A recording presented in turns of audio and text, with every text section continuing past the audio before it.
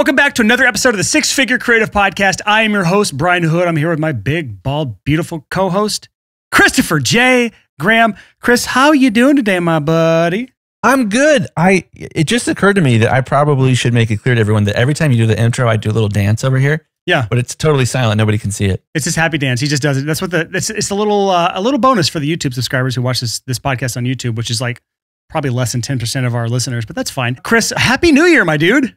Hey, thank you. We're pre-recording this content too, so I'm pretending that, yay, it's 2022. COVID, I can't believe COVID's totally gone. It just disappeared on New Year's morning. When you hit the stream button on whatever podcast app you use is when Chris and I go live. For you personally, the one listening, you, Jonathan, that's the name I randomly picked. So any Jonathans out there get a little delight. Jonathan's mom is right about everything she said about him last Christmas. Gosh, he does need to work harder. He does need to invest in his business and schedule time to work on it instead of just for it. Good segue, Chris, because in today's episode, we're actually going to talk about some tools that you can use in your business to make 2022 the best year of your life. This is like going to be like a listicle episode. We have I think we have 6 right now, but I just know that Chris and I, it's going to end up being way more than that by the end of this, because we're actually talking about 6 categories of tools, some on the sales and marketing side, some on the systems and efficiency side, because that's kind of my bread and butter and Chris's bread and butter. We have these 2 separate areas that we kind of specialize in.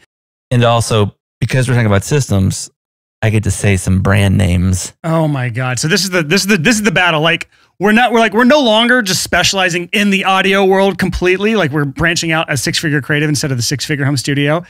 And that means that Chris doesn't really talk about audio gear that much anymore until we get to these sorts of episodes where we're talking about tools, like tools that actually have value in your business. We're going to talk about these 6 categories here. But Chris now has, I'm looking at my outline right now. Chris has specific brands outlined in here. And if you've been with the podcast a long time, you know how I feel about brands. I hate them.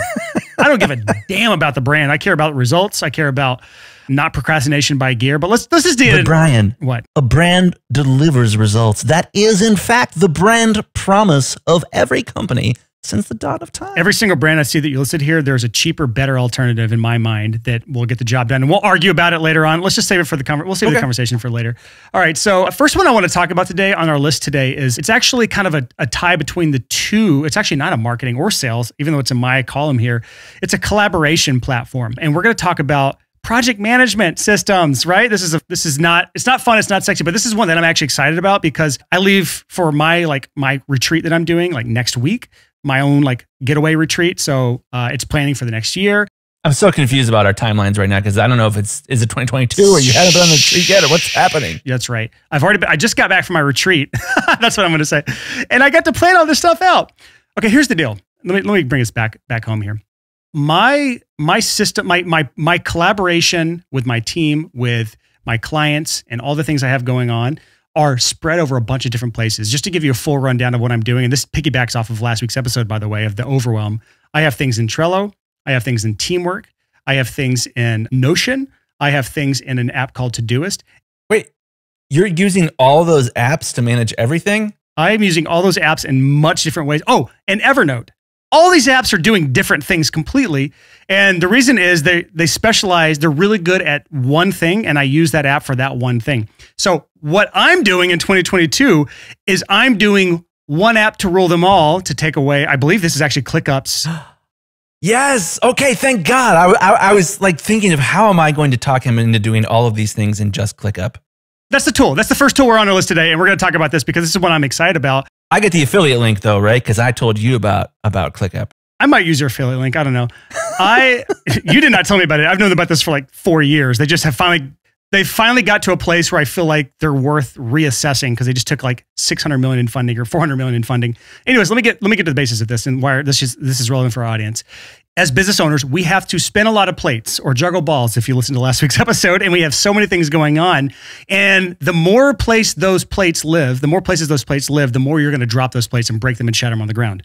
So my goal for 2022 is to centralize this all into one app that I can go in and all of my tasks, all my to-dos, all of my documents, all my processes, and all my client work all lives in that one place. So I don't have to go to 30 different apps to do this. Now, I'm using Teamwork right now for one of these things, and it's a competitor of ClickUp. And I'm not convinced that I won't stick with Teamwork. I may stay with Teamwork and not use ClickUp and just integrate everything into Teamwork, even though there's a few things they don't do right that I want them to do better. But ClickUp is an incredibly powerful app. Do you want to tell our audience about ClickUp, Chris? Yes, ClickUp. I got to shout out to my manager, my confidant, my babysitter, Kyle Whitaker. He literally is your babysitter. If for those who don't know, Chris has issues, baggage, immaturity. I'm trying to think about the nicest way to say this. I know I can say this straight up to you, but like when I talk to you the way that you and I talk to each other, our audience thinks that I'm the biggest douchebag on earth. Extreme narcissism. Yeah. You have some reliability issues sometimes, is what I was going to say. And your manager, Kyle, helps a lot with that. So yeah, he is your babysitter. Absolutely. Well, and this is the funny thing that I've learned is that I feel weird sharing this on the podcast, but this is like what's going on in my life right now. So we've talked about the PTSD thing. We're not going to get into that. We're not going to. No. Can we get an episode without talking about that? My God. Yes, I know. But I got a handicap parking tag. I qualified for it. That is so dumb. You've got it? I got it. Don't use it, Chris. I feel like that's an ethical thing to not use that. Well, here's the thing. Like there are... Just so you know, my dad has one leg. If you took a handicapped parking spot away from my dad because you just had to get one for your crap, I would fight you if I saw you just easily walking from the handicapped spot to the front door of the... That's the weird thing is it's a part-time disability. It's not a full-time. I don't want to get into this. Oh my God. You shared it. I asked you to share ClickUp with our audience, and now we're talking about handicap tax. Okay, so I have a reason for saying that. Oh my God. I am finally coming to terms with the fact that I have a disability. There are ways that my stuff affects me in my everyday life, and sometimes that creates a significant inconvenience. What I've learned from that is that I have been coping with my disability with systems since my business started to grow. That the systems were what allowed me to pretend to be a real adult, to keep my word, as it were, as far as like, yeah, I'll call you at XYZ time, or yeah, I'll do this project by this date. I'll never do any of it on my own. I know this. You dropped the ball significantly a couple times in our life. And I'd like to hope those are before ClickUp. So have you, Brian. So have you. Yeah. Well, I have an excuse. I haven't implemented ClickUp in my life yet. So there it is. Yeah. There it is. Yeah. So when Kyle and I started working on what are the systems that we're going to build, that we're going to use, that's going to keep me acting like an adult, we started with Asana. We've used Monday.com. And these are all project management tools that are direct competitors of ClickUp, which is the one that you use. Is the one that my co-founder for FobPass uses in his other businesses. It's the biggest one by far, I believe. Yeah. So the big draw of using project management software like this is that it allows you to collaborate, is that you can have one place where like, hey, here's all the crap that needs done, and here's when it needs done by, and here's who all needs to do it with me to make it done. So when you use something like ClickUp, not only can you collaborate with people, but you can also set automatic reminders that are like, hey, once a week, someone needs to clear out our spam inbox. Or hey, every day, someone needs to go through my whole inbox and draft potential responses on my behalf for me to personally approve before sending them. Having those reminders and having it automatic and having it, I think, help you stay on a low information diet where ClickUp is like, hey, this stuff isn't due today, so we're not going to show it to him. We're not going to put it on his homepage. This stuff is important and urgent, so he should work on that first. And it's been a transition for me of learning to trust ClickUp. Learning to trust the collaborative process, but it's awesome. It is so much better than anything else we've ever used before. And I think where this starts to get really interesting is when you start to automate ClickUp. When ClickUp starts to automatically remind you to do stuff because someone clicked somewhere or you filled out a form or somebody else filled out a form. So I don't have any direct experience with ClickUp. I have a little bit of experience. I evaluated it a couple of years back and ultimately decided against it and went with Teamwork instead. But if it's anything like Teamwork, I know that you can set recurring projects, recurring reminding tasks, like specific tasks. And honestly, I build out my projects when I have templates and stuff. I build it out like a process. So it's literally like explanatory. There's videos and stuff. So like if I ever pass it off to somebody, it's completely like easily understood. And here's the thing. Before the end of this year, and hopefully before the end of the month of January, I want to have this set up to where I just have one central place to look every day. Right now, I don't have that. And with how much I have going on, if you go back and listen to the episode on the Overwhelm episode we had last week, I just have too much going on now. Like I have multiple businesses, and even with just the 6-figure creative alone, we have this podcast we do every week. We have guest outreach associated with that at different stages. We have different processes around guest outreach now that have to be done. And I have actually dropped the ball on doing part of those processes, partly because I just forget about it. I have processes around doing a weekly YouTube video. I have stuff with my coach, like with coaching. I just have a ton of stuff and new stuff I'm working on. And they're all over the place right now. So like, it is comical to think that I wouldn't be overwhelmed by this, because I'm running around like a chicken with my head cut off. So my goal is to have this all centralized. And the thing about this is with my, I take a very small amount of coaching students on for business coaching, specifically around the marketing side of things. And in that, I actually have them all inside of Teamwork, which is what I use for my coaching. That's where I have a lot of experience with using that for there. And for them, all they have to do is open up Teamwork and look at their next task. And that's all they have to do. And that's what I want for myself. I don't have that for myself. I have it all over the place. Some of it's in my brain. Some of it's just by habit. Some of it's in one of these platforms I'm using. But I have set something up better for my students than I have for myself. And that's stupid. So my big initiative for this year is to fix that. ClickUp is one I am planning on assessing at my end of year retreat, which by the time this episode's come out, I've already done and I will have already chosen. But I will have YouTube content around whatever I choose and how I'm using it in my businesses, so that you can actually see instead of just listening to how this helps businesses. And I think seeing this is one of those things that you really need to do, is like physically see this. So before we wrap this up, Chris, I'm going to look at Teamwork. I'm going to look at ClickUp. Are there any other tools that I should be looking at and analyzing for project management here? Or Well, there's another tool called Missive that's not project management software, but integrates directly with project management software, and it's email inbox management software. Interesting. What does that do?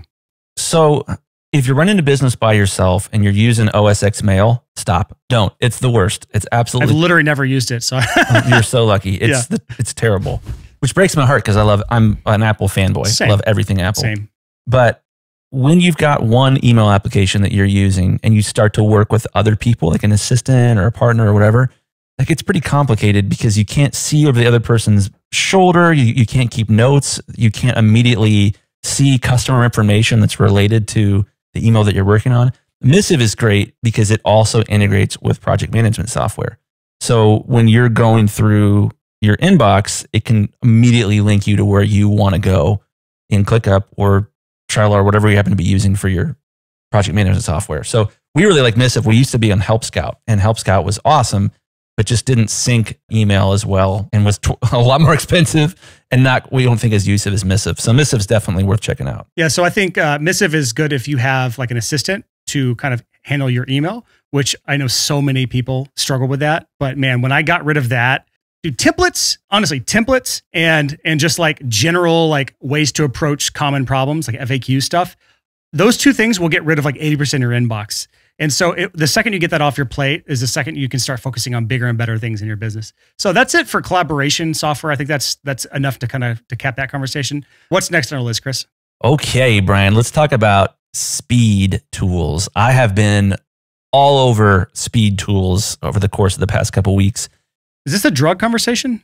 Yes. Okay, you know, if you've seen the movie Limitless with Bradley Cooper, it's sort of like that. I make my own. I'm launching a brand of home studio speed. It's like speed, ecstasy, and cocaine. Great. Now we're demonetized on YouTube. Not that I am monetized, but whatever. Talk about so speed tools. Let's talk about the actual, what we're talking about here. When there is a thing that you have to do repetitively in your business that requires 5 clicks, 3 drags, 4 keystrokes, and a partridge in a pear tree, it's better if you can build a system that's 1 click. The new tool that I'm using, and guys, we're not sponsored by them at all, but I am smitten with this company. It's a company called Elgato. They make a device that many of our listeners already use called the Streamdeck. And the Streamdeck is kind of like a little tiny thing. It's like a little deck of cards, or almost like a smartphone looking thing. No, it's a miniature keyboard. It's a miniature keyboard, but the keys have images behind them, and you can change those images in the Streamdeck app. So if you're like, hey, I want to have one button that will open up my Zoom room, boop, you push it, and it does it automatically. I want to have one button that mutes all the participants in my Zoom room. Boop. I want to have one button that goes into the recording session that I'm working on or the photo editing session that I'm working on and does this like complicated 10-step thing that's mindless and a pain in the ass Streamdeck starts to let you do those sort of things. All right, so just to kind of like sum this up, it's a tool. It's a small mini keyboard where you can set up crazy complex things that are pushed down to one button press, and you can load up profiles on this. So you can have like, here's my profile for Pro Tools. So all my button presses and all the icons are set up for Pro Tools. So when I'm doing like drum editing, I can hit one button and do like a bunch of cool stuff. If I have one for Zoom, when I'm on Zoom and I want one button press to do all these different commands in Zoom when I'm on a sales call or whatever, I can do that. If I need to pause the recording, or if I need to mute or unmute them, instead of having to fumble around with my mouse. Like, what other cool stuff can you do with Keyboard Maestro? Let's talk about the philosophy behind Keyboard Maestro. I think when you first get into being a creative freelancer, you learn all these key codes in whatever software you're using. Jutsus, if you're a fan of Naruto, where you're like using your hands and you're twisting them in weird ways to hit like 17 buttons at once. So it does a big fancy thing in your software. It's like learning the piano. Like, you just learn these crazy methods of like moving your hands around that you don't have to think about. You just automatically do it. Yeah, that's a great way back in 1997 to learn how to run your small business. In 2022, you should program each of those hotkeys on a Streamdeck, and then you have one button. And then guess what? It's way faster. You get into flow state way, way more easily, and you can share your workflow with your team. It's awesome. So I've been messing around a lot with this, with the Streamdeck and with Keyboard Maestro, which is like an app that goes with it. It's funny, you know, I spent so much time on my own years ago learning how to use AppleScript to automate stuff. You can still use AppleScript to great effect within Keyboard Maestro and Streamdeck, but if you combine these tools, it's a lot simpler to start to build systems for your business than it is to learn to write code from the ground up. And that's a big part of what I've been working on in the background as far as making content for. Well, speaking of content, you're actually trying to get me onto the Streamdeck train, which is like where I can just press a button and like all my video stuff, my lights come on, my camera's on, it's like focused on me. Like everything is just set up and ready to go, so I don't have to touch anything. That's exciting to me, because I'll tell anyone here right now, if you plan to do any sort of content marketing in your business in the future, or you plan to do, honestly, if you're planning to do anything that you don't want to necessarily do, that sometimes, I'm going to be honest with you, like sometimes we don't want to do this podcast. Honestly, being a business owner, you will always have to do something you don't want to do. That's just the inevitability of it. I still love what I do. It just doesn't mean I don't love what I do all the time. I think everyone can kind of relate to that. Or the tediousness of it. Yeah, sure. There's 17 million steps to do the thing that you love. That's what I'm getting at, is with something like Streamdeck, and you said Keyboard Maestro goes along with it. It's a separate app, by the way. Keyboard Maestro is a separate product, separate pricing. But with that is it removes friction. As business owners, anytime we can remove friction from a process, we win, because it takes the excuses away. It's like, if I want to go to the gym every morning, I have to make it as easy as possible for myself, because every little amount of friction is just one more thing that holds me back from getting the outcome that I want, which is chiseled six-pack abs, giant biceps. No, I don't want any of those things, but I wouldn't turn them down. But the whole point is, like, if you have to, like, if there's just so many things you have to do just to get to the gym, you're going to have excuses and let them get in the way. When you are doing creative work for a living, and that might mean that it's freelance creative work, or you're making content for yourself or to advertise your business. When you induce friction into that of like, okay, I need to go get my lights out of the closet, and okay, I need to focus my camera, and okay, I need to blah, blah, blah, blah. All those little tiny individual things that you do make you not want to do it. And by the time you get to the point where you can do it, flow state's 10,000 miles away. When you have a system, I like to call these one-click content systems, where you walk in and you push a button on your Streamdeck and voila, everything that needed to happen for you to make your podcast just happened, or everything that you needed to do to make a video just happened. And you can just start being yourself, instead of being like, okay, I'm pretty sure I calibrated the microphone inputs for the proper latency. Like, as soon as nerd mode comes out for me, I can no longer make content. So I have to make it easy for myself, or else I won't do it. Well, think about it. Like, we're talking about content, which not everyone's going to understand or care about. But like, this goes with being creative and being in a good mental headspace. Always, like, as creatives, we have to be in good mental headspace in order to be the best that we can be and deliver the best art that we can. So a tool like this does help you stay out of that technician's mindset if you get it set up correctly. Now, let me push back and tell the audience what I was telling Chris earlier. Chris tends to overcomplicate so many things. What? And so, like, I just think you do it. Like, we've talked about this. I've never heard this in my life. No one's ever said this to me about anything. Shut up. So you do like this overcomplicated thing to do something that could have been accomplished in 2 steps versus 30.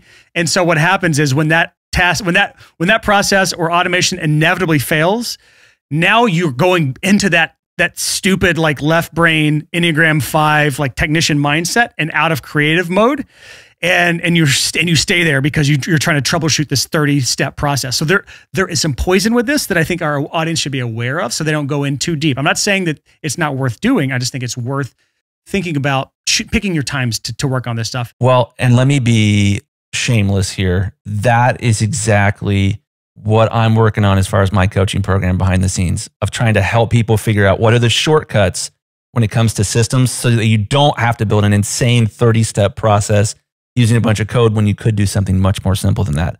I've made enough mistakes to know the way through the woods. You want to know the most simple way of removing friction from especially what we're doing now? This is completely unrelated to systems, completely unrelated to tools at least. There's a reason I wear a damn hat in every YouTube video now and every podcast, is because before I would have to do my hair when I did coaching calls, I have to fix my hair. Like, it takes 6 minutes for me to do my hair the way I do it. I know it because I have the same process I follow every time. But that 6 minutes is an unnecessary amount of friction. Was it 7 minutes last year? No. Perhaps 8 minutes the year before? Maybe I speed up a little bit. It's 6 minutes that I don't want to actually do ever. Like, I don't like doing my hair. And so if that's something that keeps me from making a piece of content from that day, I want to eliminate it from my thing. So it's like, you can do what Chris does and just completely just shiny bald head that, or you can just wear a hat. Yeah, you can literally have I'm putting on my content creation hat. That's what I do, which it's Lambertones right now. Yep. Free plug. Oh my God. I love that this episode is sponsored by Lambertones Pickups, the best pickups in the guitar industry. If you have a guitar and you're tired of your shit tone, go order Lambertones Pickups, lambertones.com. Especially if you play in a Christian worship band and want the Holy Spirit to come instantaneously once he hears your fantastic tone. He's actually got a pickup line called the Grinder, which is actually the heavier tones. So it's not just for the CCM artists anymore. But there you go, Curtis. A little plug for you, my dude. I know he listens to this podcast, so he'll you know what? This is why you give out free merch, by the way. I got this hat for free. You got that shirt for free, and he's getting a free plug. I got some P90s for free from him. I have yet to put them in a guitar. I am desperately searching for the appropriate body. He offered me free plugins, and I told him they would be a waste because I would never install them. I know. I was like, what the crap, Brian? Just give them to me, man. For those who don't know, Curtis is just a longtime listener, friend of ours. So that's why we plug his stuff. And he's got good content, and he's just a genuinely good dude. 6-figure salute to Curtis Lambertone.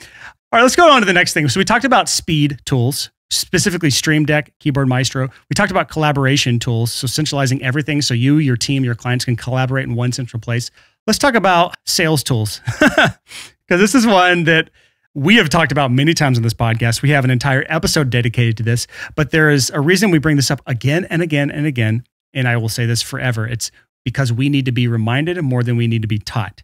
So I'm reminding our listeners right now, this specific tool is necessary for every business owner at any level above $5,000 to $10,000 a year. If you're at that level, you should be implementing this into your business. And is it a CRM, a customer relationship management system or tool?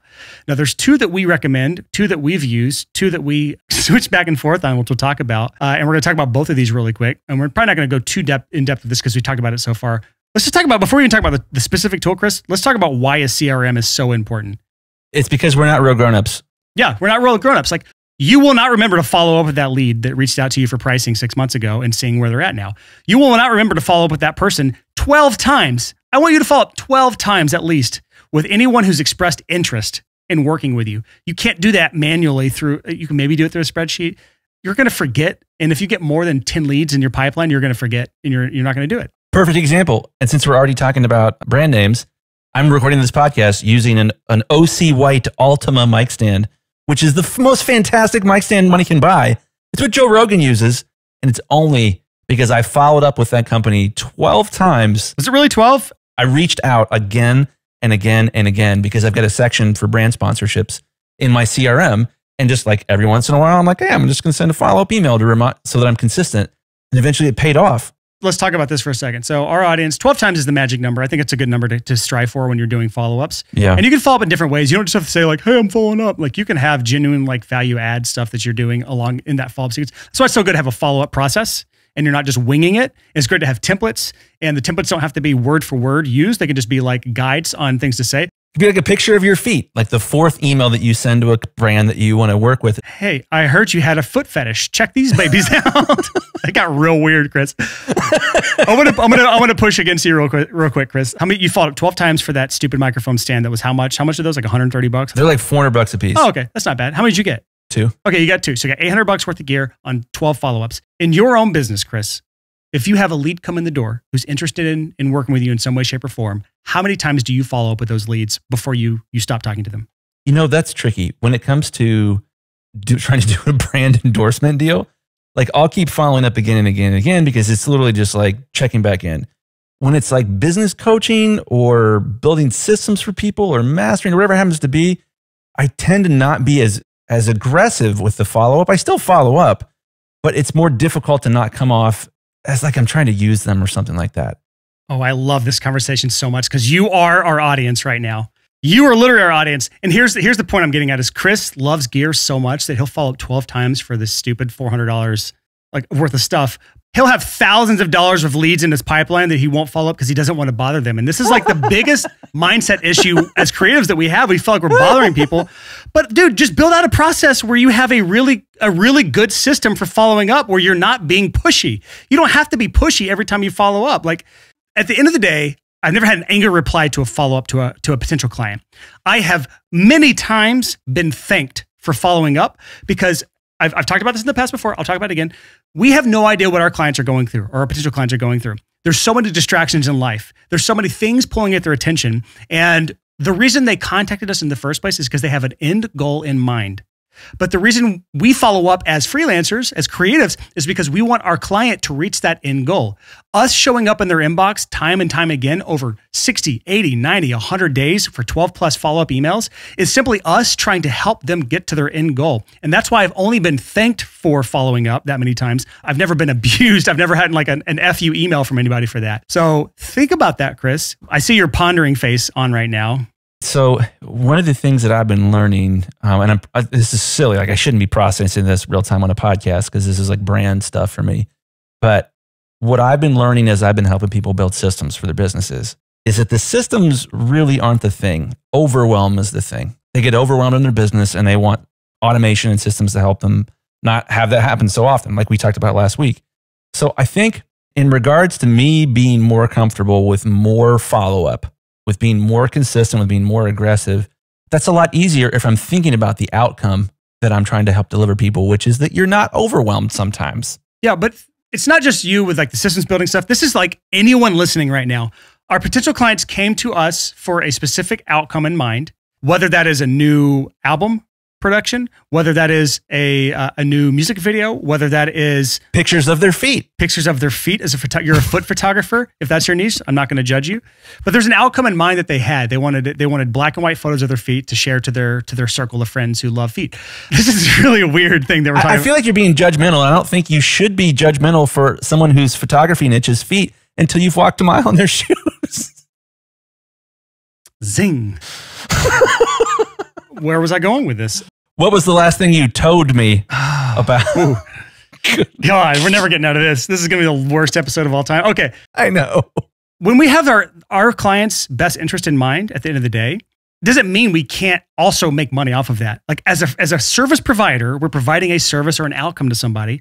We will make money off of that if we can help them out with that outcome. But also, if we help our clients get out of their own damn way because they let life get in the way of that outcome, if we help them get out of the way by following up, by being there, by being consistently following up with them and helping them to reach their goals, then we win even more at the end of the day because we make more because we've helped more clients. That's basically it. That's what I'm trying to say is if we help more clients, we make more money. And this is just one of the ways we can help our clients out more. That's basically it. Yeah. And I think what I'm trying to say here is in my own business, it's very difficult to follow up if you're thinking about what you actually do for the customer. If you're like, hey, would you like some help building systems? That's more intimidating than thinking about the actual outcome, the life-changing result of, hey, are you overwhelmed? Let me automate some stuff with you so that you won't be. It's so much easier to get that impetus to follow up. But this is use casing. This is for you specifically, Chris. I'm talking about our audience. I'm talking about what they have to think. I'm trying to get to the point where the content point is, so what is the actual life-changing outcome that you have for your clients that you are following up with them about? the mission that they are on. They want to have beautiful feet, and you're following up with them and asking, you know, man, how's that bunion coming along? All right, let me rein you in with your stupid foot fetish. Chris has just come out on the podcast as being the biggest foot fetish man. So everyone, I'm not a foot fetish. No, completely the opposite. Here's my call to action for our listeners: send feet photos to his Instagram inbox. Fuck you, Brian. No way. No way. Everyone on Instagram right now, send foot photos to Chris Graham. Only if you are nope, we're done. Wearing socks. Nope, sockless only. I only want nude feet. All right, so we're never going to salvage this episode. I don't know where we go from here. Let's talk about tools related to CRM because we actually haven't talked about the tools. There's two that we recommend. One is Pipedrive. One is Close. I have used both. Chris, have you used both? I have, and the funny thing about this situation is that you are in the process of switching to Close. I've already moved. I've already switched to Close. Okay. I'm pretty seriously considering going to Pipedrive. And we say all this to say one thing really quick. Both are great. Both serve their purposes. Both have serve slightly different needs. But at the end of the day, anyone listening to this podcast can make either one of those CRMs work. So just study them, figure out which one you think is worthwhile, and then join through one of our affiliate links. I will give you my affiliate link for Pipedrive, which is the one I just moved away from. Chris will give you his affiliate link for Close, which is the one he just moved away from. But just know that we are both fans of both of these. Just to really quick talk about, I switched to Close because they have something called Smart Views. So go look up what that feature does if you are considering that one. And Chris, why are you moving to Pipedrive? So you can tell them what to look for in that one. Well, what I am learning, and it's a little bit the opposite of what you're going through right now, is that I am running like 5 businesses out of one CRM. And as I am trying to focus more on coaching and activism, I just need to start from scratch. I just need a clean break from the like 45,000 leads that we've got. And you've got a lot of legacy issues. So that's one of the negatives of when you start. Yeah, sometimes it's just easier to start fresh from scratch than it is to try to salvage an old system. Also, a lot of it too is I'm working with people on their businesses and this conversation about Close versus Pipedrive. It makes sense for me to spend some time with Pipedrive as well. So that's been a lot of the impetus as well. My affiliate link is if you join this, you get an extra, you get double the trial length. So there's a benefit for you. We get a small commission for that, which just helps support the podcast if you join, but it doesn't cost you anything extra. It's pipedrive.studio. That's the affiliate link for me for Pipedrive. Chris, what's your affiliate link for Close? It is chrisgrahamcoaching.com/close. Wow, mine is way better and easier to find. So you should just use mine. It's true. But if you sign up using my affiliate link, you'll get a picture of Brian's feet. Yeah. All right, Chris, let's talk about one more. This episode's gone long as hell, so we're gonna cut a couple things out. Okay, but we're definitely doing. I'm doing good video next, bro. Okay, so this is Chris's. We'll give him this one. So we're talking about tools to help your business in 2022.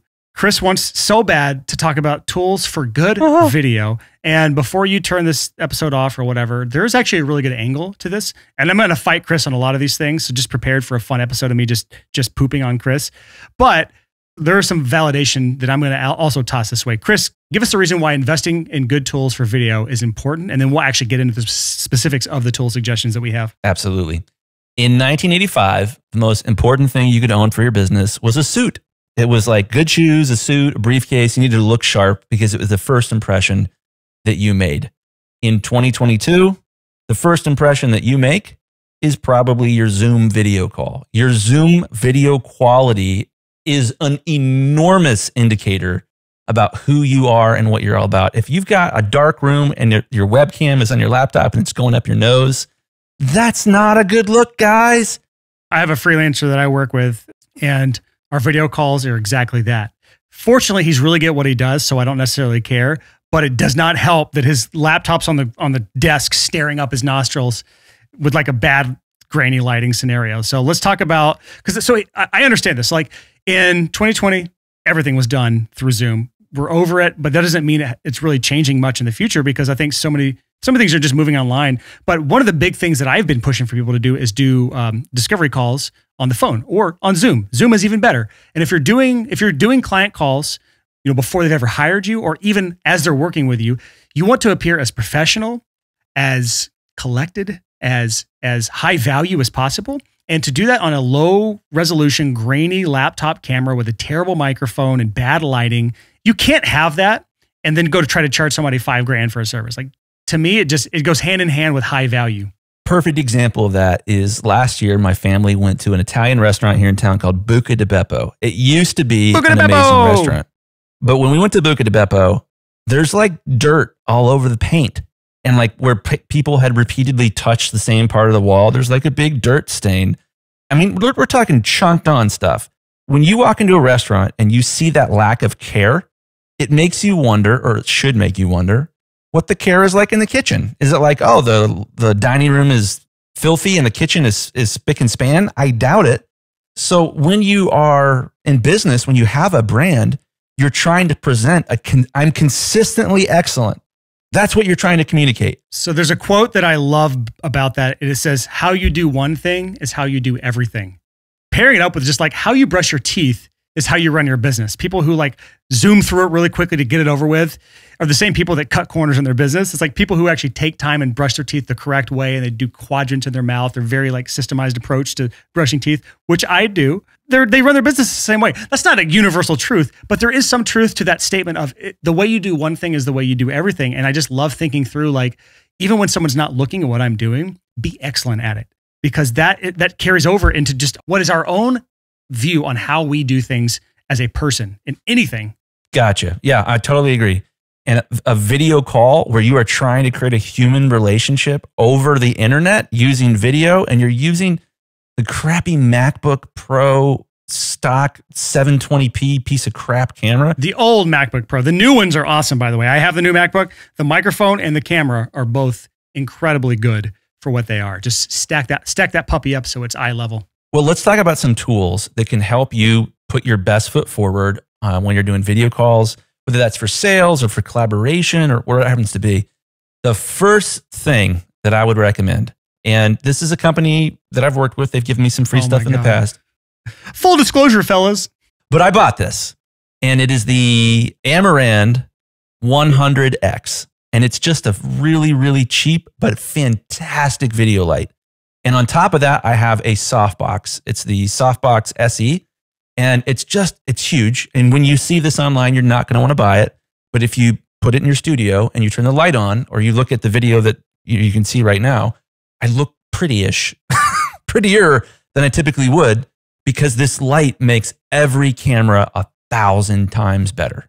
I have different lights than you. My set wasn't cheap, but it's also a 3-light set that's got like colored LEDs and all this other crap going on, because I just wanted a little more vibey look to my space.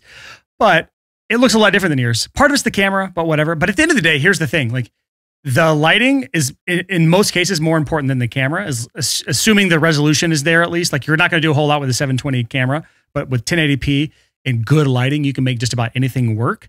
But, you know, don't go overboard here. Like, there's plenty of cheaper options. Like, how much did you spend on your light? $300. Oh, that's more than I'd say for most. For like Zoom calls and stuff, honestly, if you're in front of a good, well-lit window, it's good enough.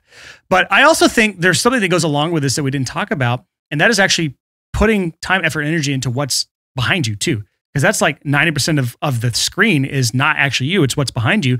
So like, if you're against a blank wall, you're going to come across as boring. If you're against a hot mess behind you, you're going to come across as unorganized. Yikes, dude. So let's talk about that. So figuring out the background, I think, is an incredibly important thing. And I don't even know what the brand name is on this, but I recently bought a self-leveling laser level on Amazon. You put this thing on like a tripod, and it projects a perfectly level X on your wall. So when you're hanging stuff, it took me like 10 minutes to do a really, really complicated install of this crazy bookshelf. Which is behind you. If you're watching on YouTube, you can see this shelf behind him. It looks perfectly level from here. Yeah. So one of those works really well. But back on this conversation of the actual video gear that we've got here, you definitely want to have good lighting. You definitely want to have a good background. And if you want to go crazy, if you want to go big, there are many good cameras that you could get. There's Sony, then the A60, 6500, 6600. Those are great. The Sony ZV-1, those are great. Personally, I have a Sigma FP. Boo! I'm obsessed with it. They sent it to me. How much are those, Chris? They're like $1,800. Okay. Let me talk to our audience, real talk here. Before anyone goes out and buys, was it $1,800 camera, Chris? Before they buy an $1,800 camera, I have to do a little pushback here because anyone that goes out and buys an $1,800 camera, there's only two reasons for that. One is you're a photographer, videographer, and you already have it, or you just want another one for this. Or two, you better be closing some really high dollar clients because there's not a really good ROI on an $1,800 camera for Zoom meetings, in my opinion.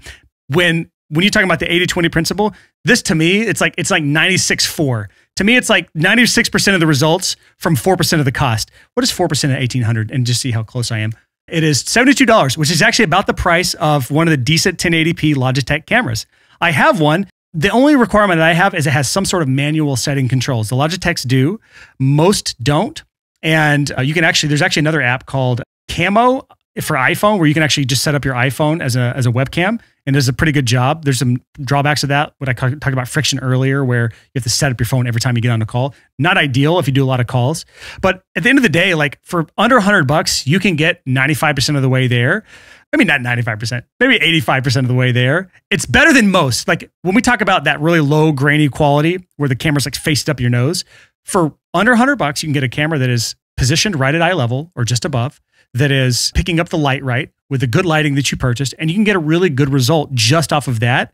And I just want to say, like, I've done hundreds of Zoom calls. I've done a lot in sales. I have done videos and courses with that stupid little Logitech camera. I have a nicer one now, but that's all I had up until like this year. So it's not that important. I think that the most important part when you're picking out gear to present yourself better in 2022 is that you pick out gear that makes your job easier. If it makes you look better, if it makes the work higher quality, yes, of course, absolutely, that's appealing.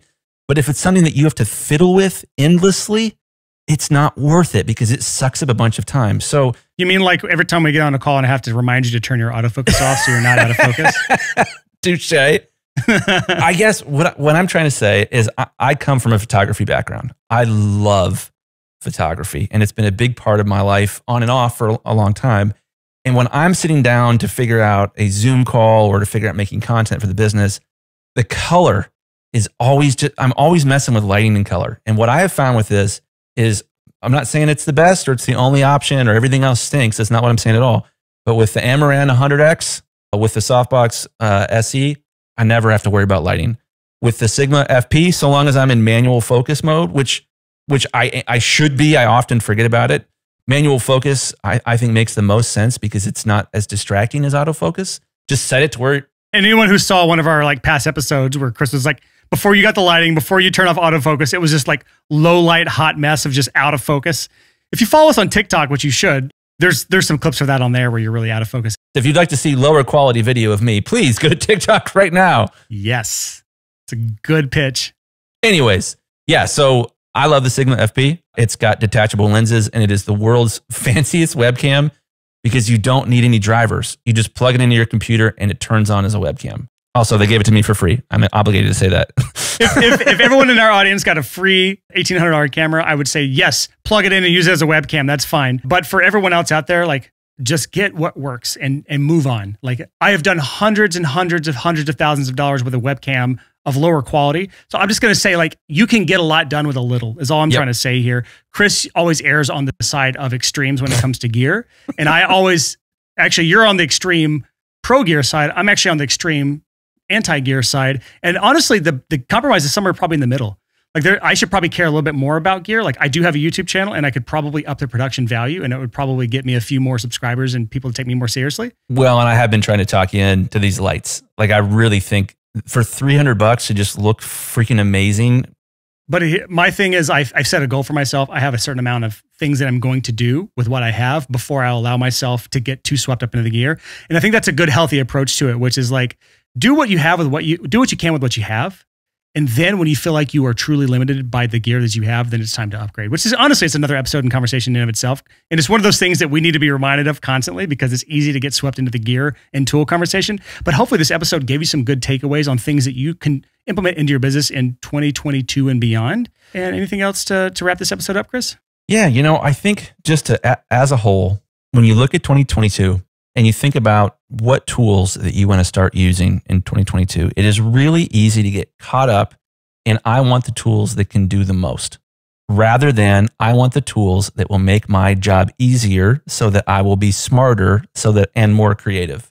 I think that that is the way that you should approach new tools, and this constant drive to, I want to get another new tool so I can do more, because maybe that will push me over the edge and I'll suddenly be a real man or whatever. I think thinking about, well, what can I buy that will make my job easy so that I can repeat that quality again and again? I think that's where you really need to think about it. So whether that's CRM tools or meeting tools or collaboration tools or video tools or automation tools, just get stuff that makes your life easy. That's the point. Not that gives you like ridiculous superpowers, but can also explode your entire business, but figuring out a way to do more with less. And sometimes you need to invest in that. Lights are one of these things that, yeah, you should definitely get lights. Yeah, you should get an Elgato Streamdeck. Chris Graham 100% recommends that you should go out and buy an Elgato Streamdeck and learn how to start programming one button to do multiple things in your business. The theme that all these tools have is that they all require some sort of upfront investment. And my advice to you is don't get any of these to just dabble. Research ahead of time, decide that this is one of the tools that you are going to go all in on, and then give yourself the actual time that you need to set it up the right way so that you get value from it for the rest of the year and you don't have to really think about the setup, because nothing is worse than getting a tool like the Stream Deck or setting up a tool like ClickUp and halfway doing it and then just falling off and never using it after you've paid for it. That doesn't help anybody. So make sure you have the time to invest on the front end so that you can get those long-term back-end results on any of these things that we talked about today. You know, hilariously, by the time this episode rolls out, I'll have this link live in the show notes below.